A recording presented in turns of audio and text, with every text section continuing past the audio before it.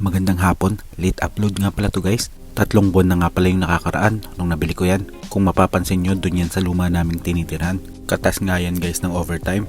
Kailangan ko rin kasi ng personal na laptop. Importante rin kasi sa akin na may laptop sa bahay. May mga biglaan kasing trabaho kay amo. Hindi kasi talaga ako nagdadala ng laptop ko galing sa trabaho. Nahihirapan kasi akong sumakay sa metro kapag may dala akong laptop bag. Tsaka isa pa, mabigat yun. Kaya mas makakabuti na may laptop din ako dito sa bahay.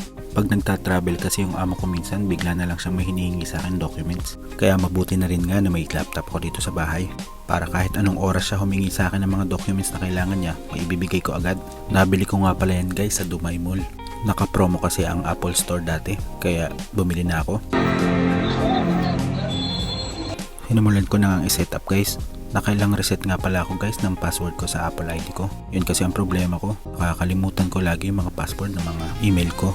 At na-set up ko naman nga din kaagad guys. Madali lang kasing mag-set up nito. Kumpara mo dun sa ibang mga laptop, kinailangan ko lang ilagay yung Apple ID ko. Tapos dire-diretso na. Nagbabalak nga rin pala ako mag-aral ng pag-VA. Baka may alam kayo, pa-recommend naman oh.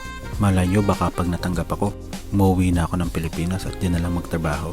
O sige na guys, salamat ng marami sa panonood. See you in my next vlog guys. Magandang araw.